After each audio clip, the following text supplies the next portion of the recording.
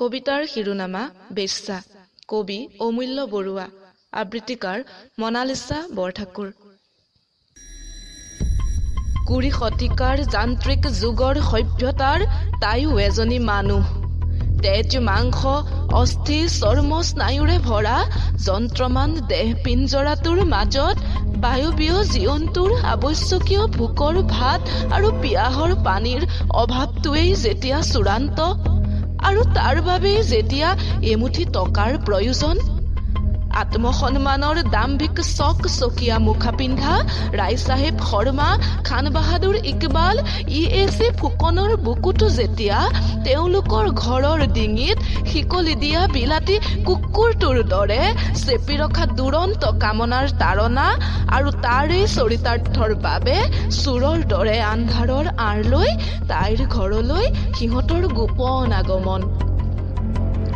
এটোপা সুৰা আৰু চাকিৰ চাকনৈয়াত উটি উমৰৰো যেতিয়া জীৱনৰ নিগূঢ় কৰুণতাৰ দাৰ্শনিক ব্যাখ্যা দিয়াৰ একান্ত অধিকাৰ, সমাজৰ ব্যভিচাৰত কক্ষচ্যুত অৰ্থনৈতিক সমস্যাত জ্বলা কলা পৰমুখাপেক্ষী মৰিবলৈ ধৰা তাইৰ জীৱনটোক আত্মসন্মান নাৰী পবিত্ৰতাৰ বিৰাট প্ৰবঞ্চনাৰে ঠগি তিলে তিলে জহি যাবলৈ দিয়া অৰ্থহীন কৌতূহলটোক তাইৰ আৱশ্যকতাহীন জীৱনটোতকৈও বিড়ম্বন বুলি ভাবে।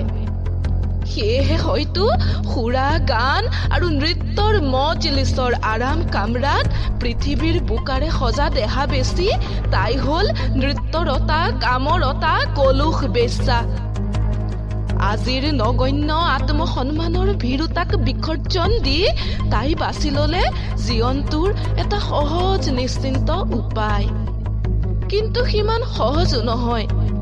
তাৰ বাবে তাইক লগা হল বিশ্ববিখ্যাত মনোবিজ্ঞান বৈশ্লেষণিক পণ্ডিত ফ্ৰয়েডৰ যৌনতাত্ত্বিক হেভেলক ইলিছৰ যৌন তত্ত্বৰ ক খ গড় জ্ঞান, গৰ্ভৰোধ গৰ্ভপাতৰ কিছুমান সহজ উপায়, বাৎসায়নৰ কামশাস্ত্ৰৰ প্ৰেমাভিনয়ৰ কিছুমান উন্নত মনোৰঞ্জনৰ লাস্য, অৰিয়েণ্টেল নৃত্য আৰু সংগীতৰ নিখুঁত সুৰ আৰু ভংগীমা, তানপুৰা আদি যন্ত্ৰবাদ্যৰ এটা পুৰা ছেট, সেমেকা সন্ধিয়া গৰম কৰা ৰেড চিল্ড XXX ৰামৰ কিছুমান ৰঙা বটল, বেংগল কেমিকেল কোম্পানীৰ সুগন্ধি প্ৰসাধন, কমলালয়ৰ কেইখনমান আকাশী ৰঙৰ শাৰী, আৰু কত কি। তাইৰ বাবে নহয়, এইবিলাক চব সিহঁতৰ বাবে। সিহঁতক লাগে কেৱল আনন্দ, কেৱল কামনা তৃপ্তিৰ কোলাহলপূৰ্ণ মাতলামিৰ মন বুৱতী সুতি। আৰু তাই যেনিবা সিহঁতৰ টোপনিৰ পৰা উঠা অলস চিন্তাৰ একাপ গৰম মিঠা চাহ, টকাৰ এৱা সূতাৰে টনা এটা নিষ্পাণ কাঠৰ পুতলা নাচ। তাইৰ নাই জীৱন, তাইৰ নাই ভাগৰ, তাইৰ কোনো ক্লেশ। তাইৰ জীৱনৰ সহজ গতিটোৰ ৰুদ্ধ হৈ যোৱা স্বাভাৱিক প্ৰসাৰতাৰ প্ৰতি সিহঁত অন্ধ। প্ৰগতিশীল ইণ্টেলেকচুৱেল কবি মিষ্টাৰ বৰুৱাই হয়তো নিৰ্ভীকভাৱেই কয়, এই বাৰাংগনা কাৰাগাৰে সমাজৰ যিমানেই অনিষ্ট নকৰক মই গৌৰৱ কৰোঁ। ভাৰতৰ দুটা পুৰণি ৰত্ন আজিও সিহঁতে জীয়াই ৰাখিছে, অৰিয়েণ্টেল ডান্স আৰু অৰিয়েণ্টেল মিউজিক। সিহঁত নোহোৱা হলে একেবাৰে লোপ পালেহেঁতেন। অৰ্থনীতিৰ অধ্যাপক বানাৰ্জীয়ে হয়তো কব, ভাৰতৰ বৰ্তমান অৰ্থনৈতিক অৱস্থাত ইহঁত অৱশ্যম্ভাৱী। ইহঁতৰ জন্ম কোনো বিদ্যুৎ প্ৰবাহো নহয়, বজ্ৰপাতৰ আকস্মিক আঘাতো নহয়। অমৃত বাজাৰৰ সম্পাদকে সেয়েহে হয়তো আমাক বাতৰি যোগায়।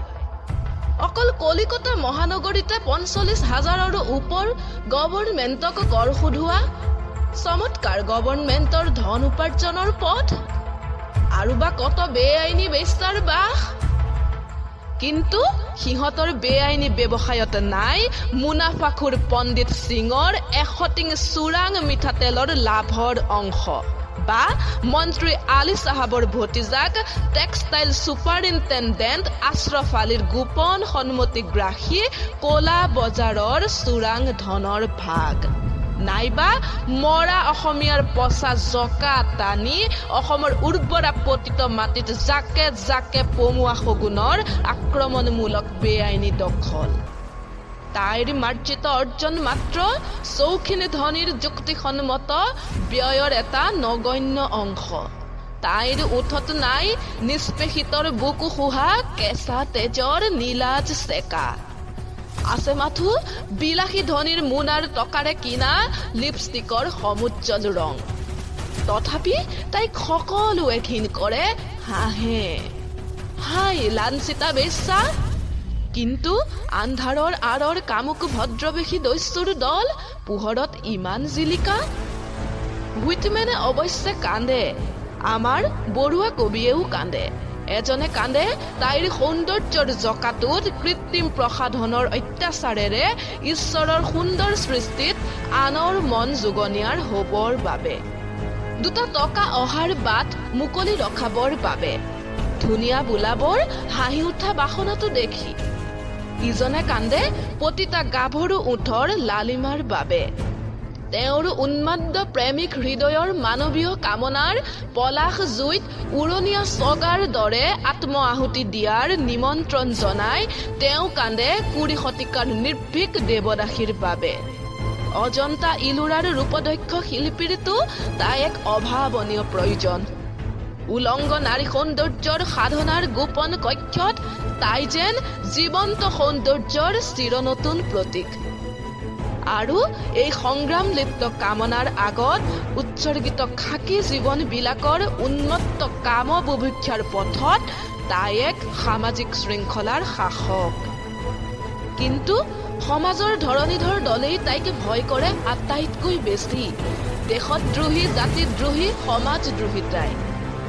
অগ্নিক সাক্ষী কৰি লোৱা কত পতিব্ৰতা স্ত্ৰীৰ মদ্যপায়ী জন্তু স্বামীৰ তাই সৰ্বনাশৰ হেতু। কত ভৱিষ্যত দেশ গৌৰৱ দেশ নেতাৰ উদ্ভ্ৰান্ত যৌন মাদকতাৰ ভোগ যাচি ক্ষয় ৰোগ গনৰিয়াৰ যন্ত্ৰণাত অকাল মৃত্যুৰো মূল তায়েই।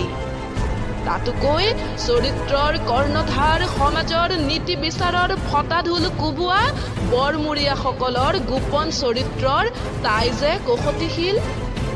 তথাপি তুমি মহিয়ান হে গোপন প্ৰিয়া। উৰিখন চাহ বাগানৰ মালিক বৰুৱা হাকিমে হাজাৰ কুলিৰ তেজ শুহি অনা অক্ষয় ঐশ্বৰ্যৰ তুমি কি শান্তিৰূপী লক্ষ্মী গৃহিণী।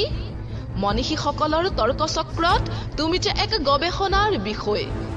ভাৰত স্বাধীনতাতকৈও গুৰুত্বৰ। ছান ফ্ৰান্সিস্কৰ ভৱিষ্যত আন্তৰ্জাতিক পৰিকল্পনাতকৈও সমস্যাপূৰ্ণ। কোনে জানে তোমাৰ চকুত, তোমাৰ ওঠত, তোমাৰ দেহত মনালিছাৰ কি ৰহস্যময় লাস্য। সি আত্মপ্ৰতিষ্ঠা, আত্মতৃপ্তিৰ গোপন অৰ্থপূৰ্ণ হাঁহি, নে সমাজৰ অবিচাৰ অন্যায়ৰ বিৰুদ্ধে কটাক্ষ বিদ্ৰোহ, প্ৰতিহিংসাৰ অস্ফুটিত উত্তপ্ত লাভাৰ জ্বলন্ত ফিৰিঙতি। ধন্য হে ২০ শতিকাৰ নৃত্যশীল কোকিল কণ্ঠা চিত্ৰলেখা। তোমাৰ চলনাত শত অনিৰুদ্ধ অসুৰ বানৰ ৰুদ্ধ কাৰাগাৰত বন্দী। দাপৰ যুগৰ শ্ৰীকৃষ্ণৰ অব্যৰ্থ সুদৰ্শন চক্ৰও হয়তো তোমাৰ আগত শক্তিহীন। তোমাৰ একো নাই, আছে মাথো অলস বাহুৰ এটি প্ৰাণহীন দুৰ্বল বান্ধনি, এটি তেজ নাইকিয়া হেতা হাঁহি আৰু উলংগ দেহৰ উৎকট কামুকতা। হে যান্ত্ৰিক যুগৰ যন্ত্ৰপ্ৰায় বিশ্বপ্ৰিয়া, কোনে কয় তুমি বাৰাংগনা। তুমিয়ে ধনিক সম্প্ৰদায়ৰ বিৰুদ্ধে বনোৱাৰ শ্ৰেণী সংগ্ৰামৰ এটা সংকটপূৰ্ণ ষ্ট্ৰেটেজিক পইণ্ট। তুমি ২০ শতিকাৰ নগ্ন সভ্যতাৰ নিৰ্ভীক বীৰাংগনা।